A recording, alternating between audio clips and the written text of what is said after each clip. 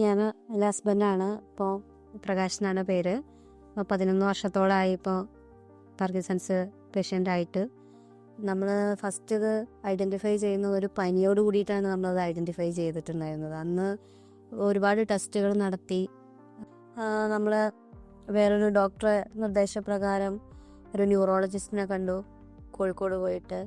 ആളാണ് പറഞ്ഞത് ഇത് പാർക്കിൻസൺസ് ആണെന്നുള്ളത്. അതിനുശേഷം ഒരുപാട് ട്രീറ്റ്മെൻറ്റുകൾ നടത്തി. അങ്ങനെ ഒരുപാട് ട്രീറ്റ്മെൻറ്റ് ഇങ്ങനെ നടത്തിക്കൊണ്ടിരിക്കുമ്പോൾ നമ്മൾ ബാംഗ്ലൂർ ഒരു ഫ്രണ്ട് പറഞ്ഞു അവിടെ ഇങ്ങനെ ഒരു സ്റ്റെം സെൽ തെറാപ്പി എന്ന് പറഞ്ഞൊരു ട്രീറ്റ്മെൻറ്റ് നടത്തുന്നുണ്ടെന്ന്. അത് കുറച്ചും കൂടെ ബെറ്റർ ആണെന്ന് പറഞ്ഞിട്ടാണ് നമ്മൾ അതിനൊന്ന് പോയി ട്രൈ ചെയ്തിട്ട് നല്ല രീതിയിലുള്ള ഫിസിയോതെറാപ്പി നമുക്ക് കിട്ടി. വേറെ പ്രത്യേകിച്ചൊരു വലിയ ഗുണമൊന്നും അതിൽ കണ്ടില്ല. അങ്ങനെ 2019 ഞങ്ങളൊരു പേപ്പറിൽ ആഡ് കണ്ടിട്ടാണ് ഈ ഒരു പാർക്കോയിൽ എന്ന് പറഞ്ഞുള്ള ഒരു മെഡിസിനെ കുറിച്ച് അറിഞ്ഞത്.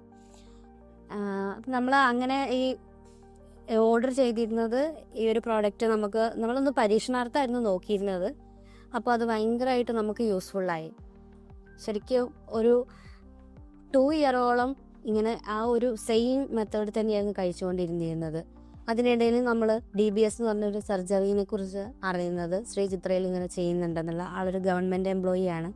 അപ്പം നമ്മൾ ആ ഒരു രീതിയിൽ ഇവിടുത്തെ ഒരു മൊയ്നുൽ ഹക്ക് എന്ന് പറഞ്ഞ ഡോക്ടറാണ് ശ്രീചിത്രയിൽ DBS ഉണ്ട് എന്ന് പറഞ്ഞു അങ്ങോട്ട് ഫോർവേഡ് ചെയ്തു. നമ്മൾ ഒരു 2021 ജൂൺ മാസമൊക്കെയാണ് നമ്മൾ സർജറി ചെയ്തത്.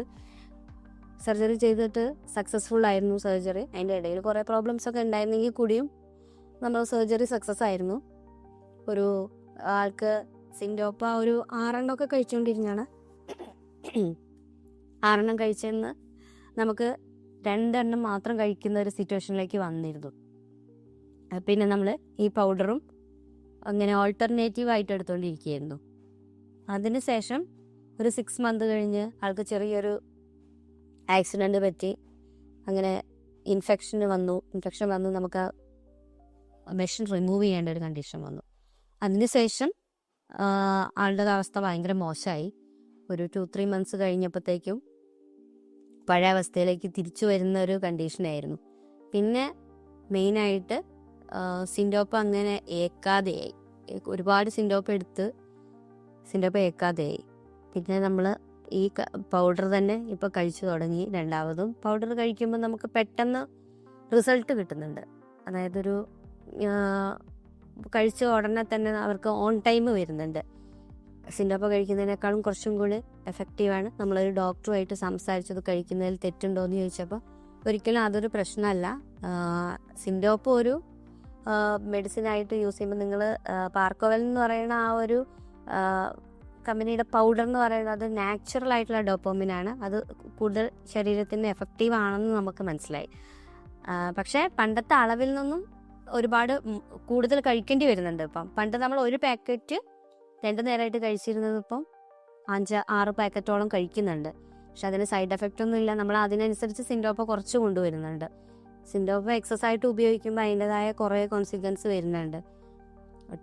പിന്നെ അവർക്ക് ഓവർ ആക്ഷൻസ് വരികയാണ്. അങ്ങനത്തെ കുറേ പ്രശ്നങ്ങളുണ്ട്. ഇപ്പം നമ്മൾ മെയിൻലി യൂസ് ചെയ്തുകൊണ്ടിരിക്കുന്നത് നമ്മൾ പാർക്കോവലിൻ്റെ ഇത് തന്നെയാണ്. അപ്പോൾ സാറടുത്ത് എന്തെങ്കിലും സംശയം ഉണ്ടെങ്കിൽ വിളിച്ച് ചോദിക്കാറുണ്ട്. അപ്പോൾ സാർ അഡ്വൈസൊക്കെ തരാറുണ്ട്. അപ്പോൾ എന്തായാലും നമ്മൾ ഹാപ്പിയാണ് ഇപ്പോൾ.